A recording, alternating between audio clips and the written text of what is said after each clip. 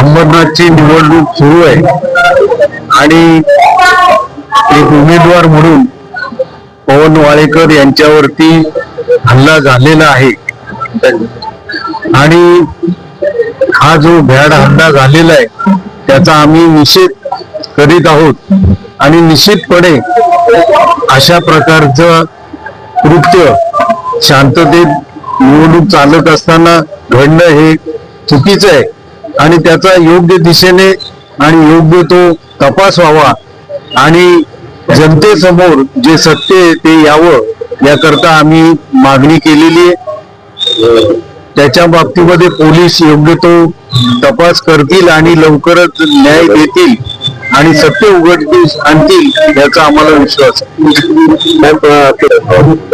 कोणाला काय वाटतं त्याच्यापेक्षा कायदा काय म्हणतो आणि सत्य परिस्थिती काय आहे हे पोलीस शोधून काढतील आणि ते सर्व जनतेसमोर येईल।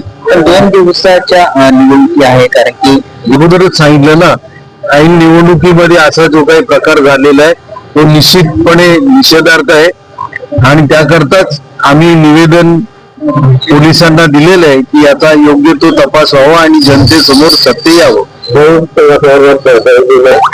दहशत माजवण्याचा प्रयत्न सुरू आहे असं म्हटलं जातं। तो पोलीस तपासामध्ये दिसून येईल।